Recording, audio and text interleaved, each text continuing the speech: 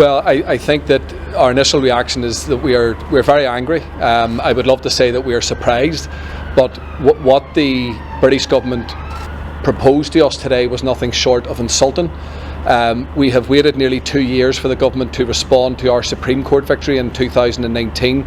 We have been waiting 31 years for an effective investigation into the murder of my father, and what was presented today, I think, once again, if we needed another example, we were presented with it today, is that the British government at every opportunity will continue to make the wrong decision and will put all of their efforts into ensuring that the truth as to what happened, the murder of my father, that the full truth will not see the light of day, and they are intent on suppressing that truth.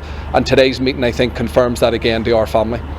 To dangle this statement that he's not ruling out an inquiry 31 and a half years after my father was murdered, some 9 years after David Cameron accepted that there was collusion, 5 years after De Silva reported, 2 years nearly after the Supreme Court have given their judgment, to say today quite casually that he's not ruling out an inquiry, I feel is insulting.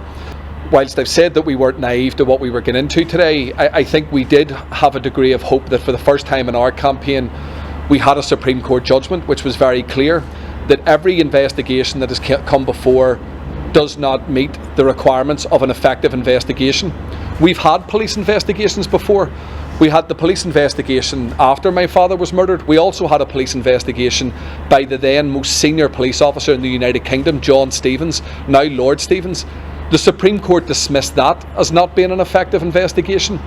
So to sit in a room with us today and present this as something credible and ask for us to support that, I thought it was astonishing, and I thought it was exceptionally arrogant and cruel of the Secretary of State on behalf of his government.